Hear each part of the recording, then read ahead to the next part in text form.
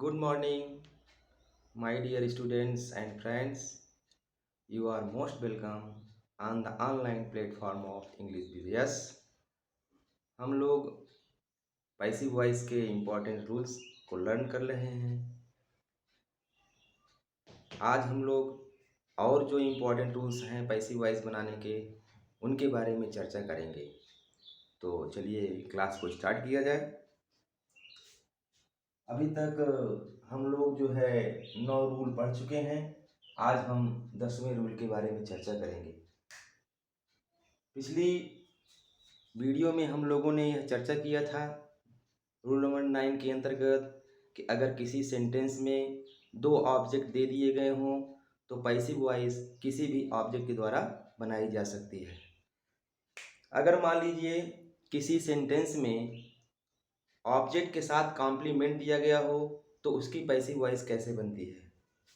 चलिए लिखिए, यदि यदि किसी किसी वाक्य में यदि किसी वाक्य में ऑब्जेक्ट ऑब्जेक्ट तथा object object complement object complement complement दिए गए हों तो पैसिव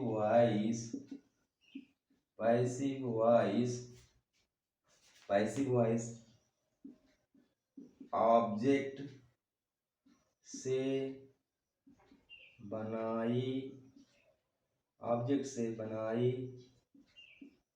जाती है। डियर स्टूडेंट्स, अगर किसी वाक्य में ऑब्जेक्ट के साथ ऑब्जेक्ट कॉम्प्लीमेंट दिया गया हो तो उसकी पैसिव वॉइस आप सदैव जो है ऑब्जेक्ट से ही बनाएंगे। कॉम्प्लीमेंट के प्रयोग से कभी भी पैसिव वॉइस नहीं बनती। अब देखो, जैसे मान लीजिए हम एक उदाहरण लेते हैं।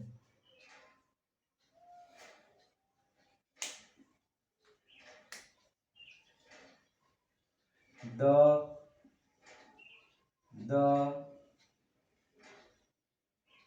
committee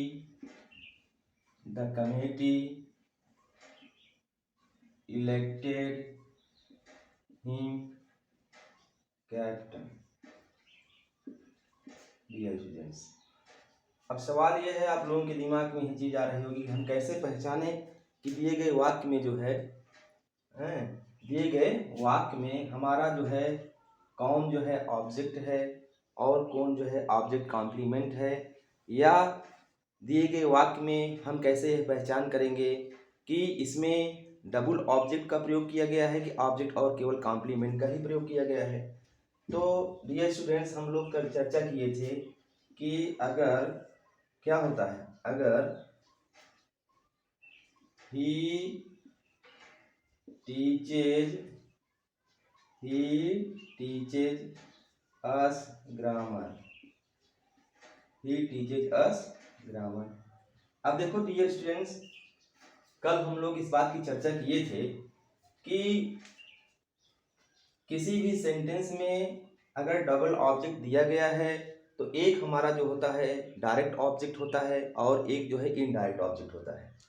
तो इसमें हम लोगों ने यह जाना था कि हमारा जो इनडायरेक्ट ऑब्जेक्ट जो होता है उसके लिए कोई ना कोई काम कोई करता है या उसे कोई चीज दी जाती है। अब देखो, जैसे मान लीजिए एक सेंटेंस और लिख लेंगे तो क्लियर हो जाएगा। The priest gave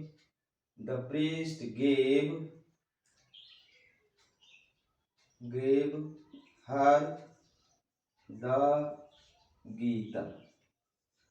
dear students, Gita. अब देखो इसमें क्या हो रहा है, ही टीचेज अस ग्रामर, यानी कहने का मतलब अस के लिए जो है काम किया जा रहा है। कौन सा काम किया जा रहा है? ग्रामर पढ़ाने का। तो कहने का मतलब ये हुआ कि जब हमारा जो डूअर है वाक्य का, जब हमारा सब्जेक्ट जो है वो क्या करता है, किसी के लिए कोई काम करता है ना, तो जान लीजिएगा कि वहां पर आपका क्या है, एक जो है इनडायरेक्ट ऑब्जेक्ट है और एक जो है हमारा डायरेक्ट ऑब्जेक्ट है। और दूसरी दूसरी चीज क्या करता है वहां पर डूअर, कोई ना कोई चीज किसी को देता है। तो जैसे मान लीजिए यहाँ प्रीस्ट जो है क्या कर रहा है, देने का काम कर रहा है, हर को क्या गीता। तो इस तरह से आप पहचान सकते हो कि जब दिए गए वाक्य में सब्जेक्ट किसी के लिए कोई काम करे या किसी को कोई चीज या वस्तु दे, तो जान लीजिएगा कि उसमें दो ऑब्जेक्ट हैं।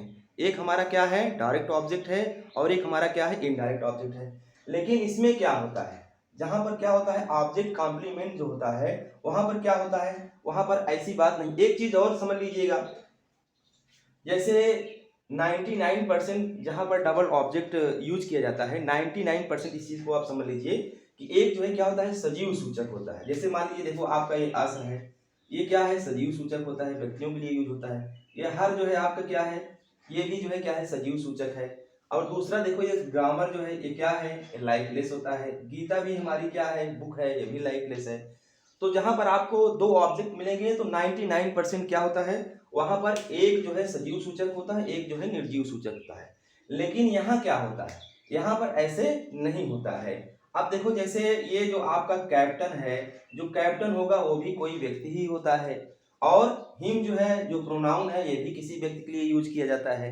दूसरी चीज क्या है आपको याद रखना है कि ये जो आपका जो कॉम्प्लीमेंट जो होता है, एक कॉम्प्लीमेंट क्या होता है, जो ये प्रेसिडिंग जो वर्ड होगा, इसके पूर्व जो वर्ड आया होगा, जो भी प्रोनाउन आया होगा, ये क्या करता है, इसी के लिए यूज किया जाता है, इसी के सेंस को, इसी के भाव को प्रकट करता है। इसको आप अच्छे समझ लीजिएगा। अगर जो मैं बता रहा हूं इसको आप ध्यान रखेंगे तो इन फ्यूचर में जो है आपको क्या होगा, ऑब्जेक्ट और ऑब्जेक्ट कॉम्प्लीमेंट को रिकॉग्नाइज करने में जो है डाउट नहीं रहेगा।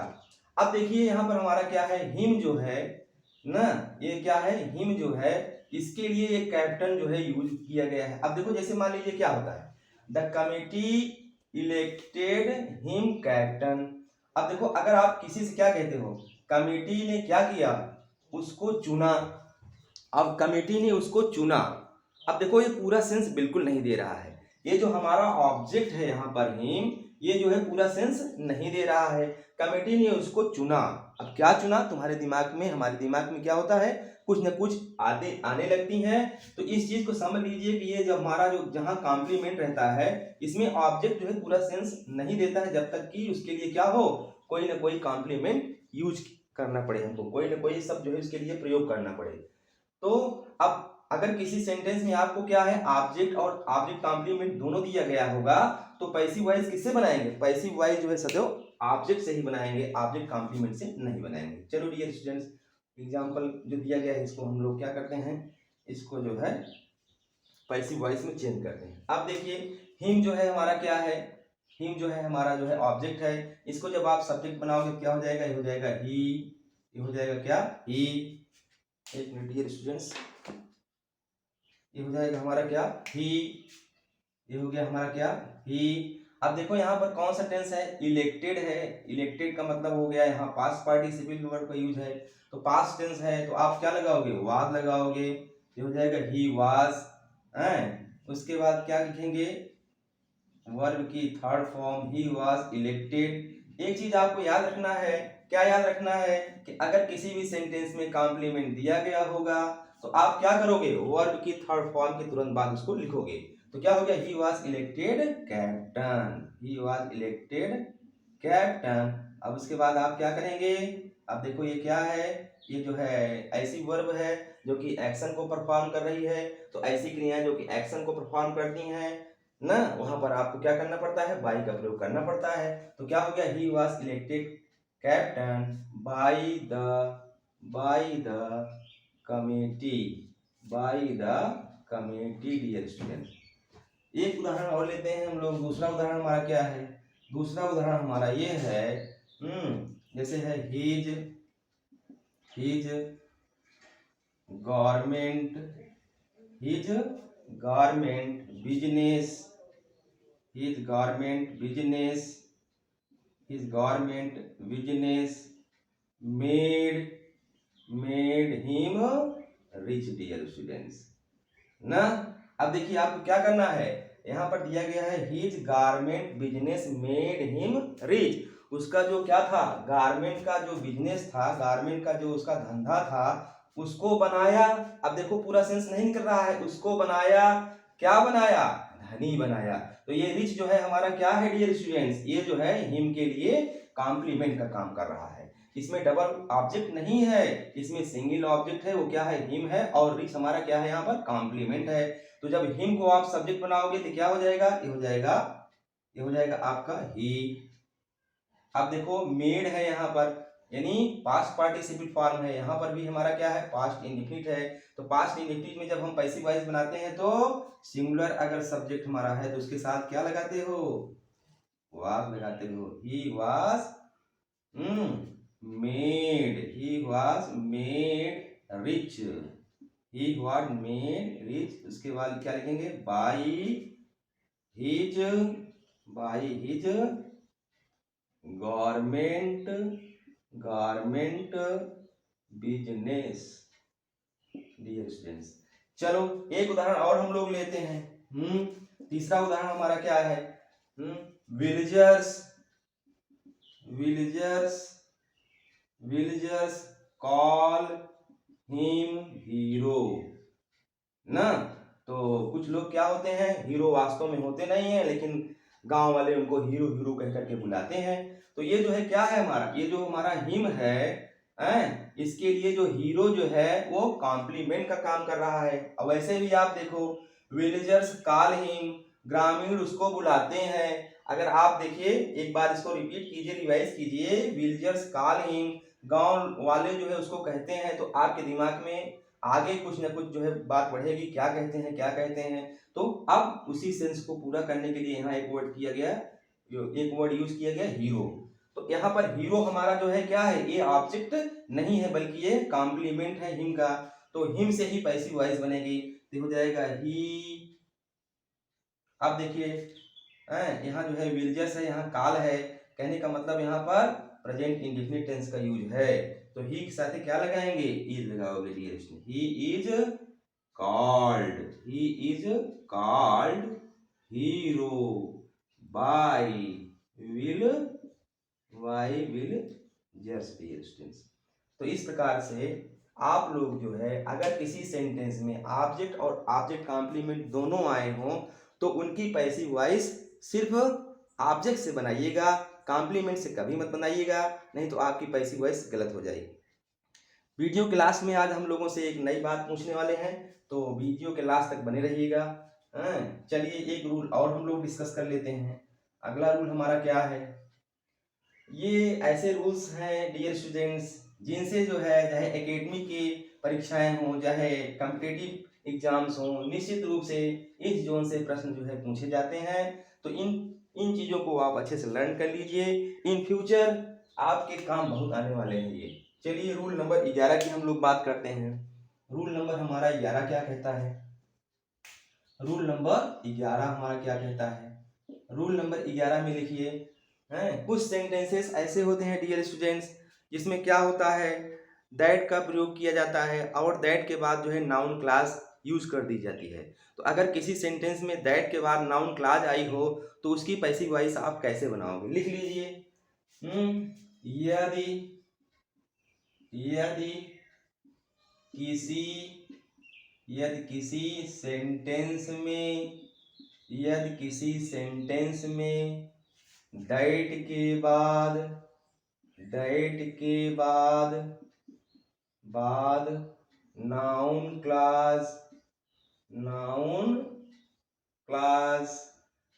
क्लास का प्रयोग किया गया हो तो ऐसे वाक्यों की पैसिव वॉइस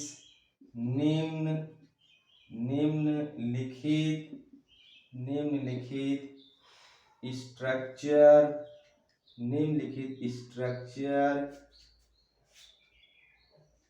से बनाई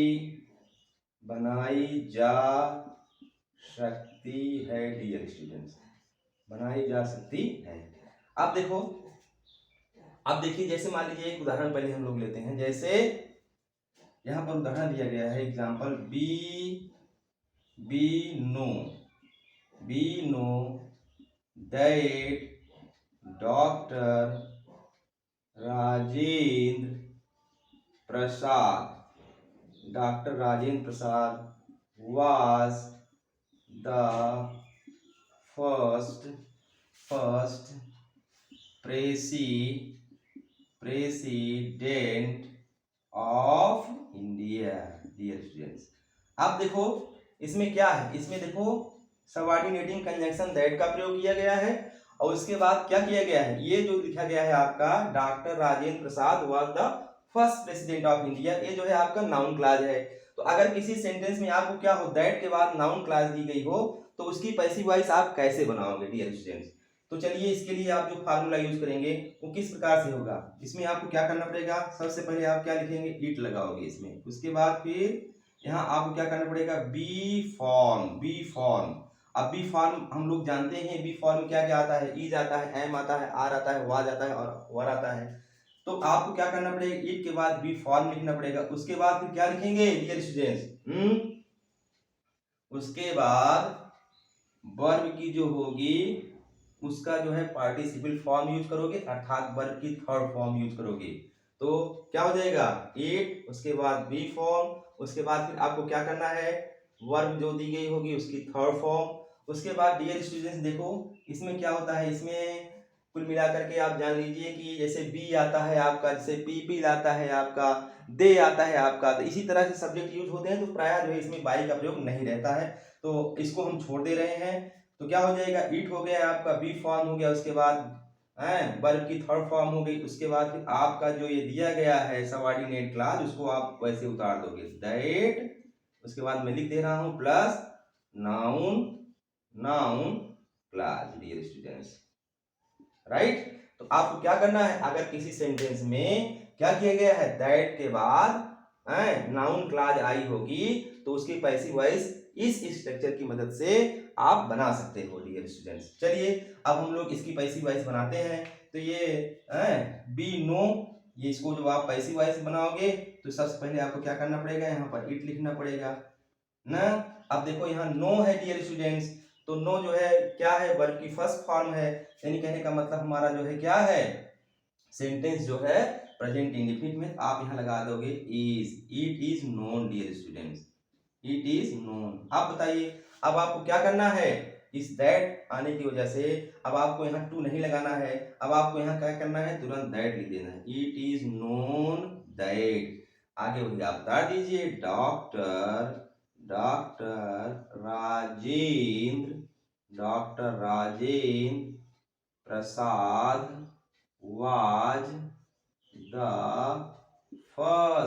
was the first president, dear students, president of India, right students। चलो एक आध उदाहरण और हम लोग लेते हैं, इसको अच्छे समझ लिया जाए। इस तरह के क्वेश्चन जो है प्रायः परीक्षा में आते हैं।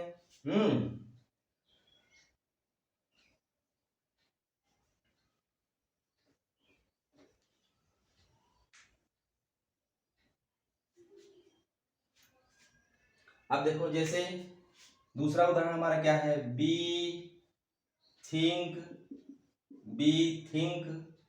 That Kiran is an intelligent girl dear students. आप देखिए यहाँ पर भी क्या हो रहा है, दैट के बाद जो है नाउन क्लॉज आई है, तो अगर आपको इसकी पैसिव वॉइस बनानी होगी तो पहला काम आप क्या करोगे, यहाँ लिख दोगे इट। अब थिंक जो है क्या है, ये वर्ब की फर्स्ट फॉर्म है, अर्थात यहाँ पर भी प्रेजेंट इंडेफिनिट टेंस है। इट जो है हमारा क्या है, सिंगुलर नंबर का सब्जेक्ट है, तो यहाँ आप लगाओगे इज, इट इज। अब क्या करते हो, वर्ब की थर्ड फॉर्म, थिंक का जो है थर्ड फॉर्म क्या हो जाएगा, थॉट, तो क्या हो गया, इट इज थॉट। अब उसके बाद आपको कुछ नहीं करना है, नाउन क्लॉज जो आपकी दी गई है उसको वैसे उतार देना है, it is thought that Kiran is an intelligent girl dear students. एक उदाहरण चलिए और ले लिया जाए। चलो जैसे हमारा क्या हो गया, पीपल, पीपल से, sorry student, people say that Shakespeare is a great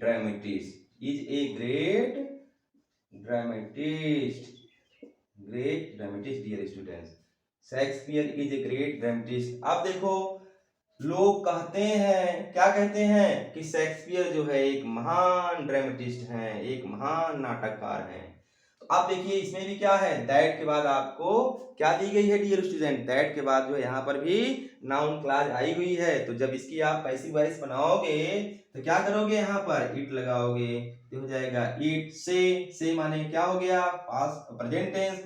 यहाँ पर क्या लगाएंगे आप, इज, इट इज से का थर्ड फॉर्म क्या हो जाएगा, सेड। उसके बाद आपको क्या करना है डियर स्टूडेंट, उसके बाद आपको दैट लगा करके नाउन क्लास को वैसे ही उतार देना है।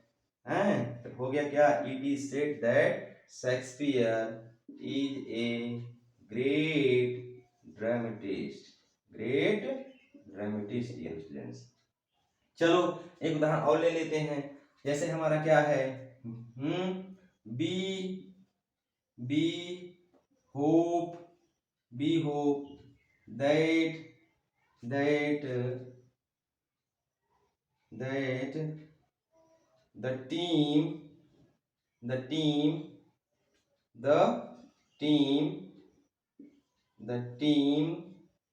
the team will won the match dear students, one the match. अब चलिए अब देखो यहाँ पर भी बी आया है, यहाँ पर होप है, तो क्या हो जाएगा, it is hoped that the team will won the match dear students. तो इस प्रकार से आप जो है इन नियमों का प्रयोग करके एक्टिव वॉइस को पैसिव वॉइस में बना सकते हैं। तो आज मैं आप लोगों के लिए होमवर्क देने वाला हूं। इस होमवर्क को आप जो है करके कमेंट बॉक्स में जो है इसका उत्तर आप लोग देंगे। चलिए प्रश्न लिखते हैं। हमारा आज का प्रश्न क्या है डियर स्टूडेंट्स, इसको जरूर आप लोग जो है कमेंट बॉक्स में लिखना। तो हो जाएगा, प्रश्न हमारा आज का है, no one knows the secret of nature। no one knows the secret of nature dear students. आपको इसको क्या करना है, इसको आपको पैसिव वॉइस में बदलना है। तो इस सेंटेंस की पैसिव वॉइस बना करके आप जो है इसका उत्तर अपने कमेंट बॉक्स में जरूर दीजिएगा। आपको ये वीडियो कैसा लगा कमेंट बॉक्स में इसके बारे में लिखिएगा। मेरी जो इच्छा है कि मैं आप लोगों के लिए अंग्रेजी के जो इम्पोर्टेंस रूल हैं उनको लेकर के आऊं। तो आप लोग जो है, एक मेरी रिक्वेस्ट है कि यह जो वीडियो जो बनाया जा रहा है, ये जो रिकॉर्डेड क्लास जो आप लोगों के पास भेजी जा रही है, आपके जितने भी जानने वाले लोग हैं उनको इसको शेयर कीजिए, जिससे कि उन लोगों को भी इसका फायदा मिले। Have a nice day good students.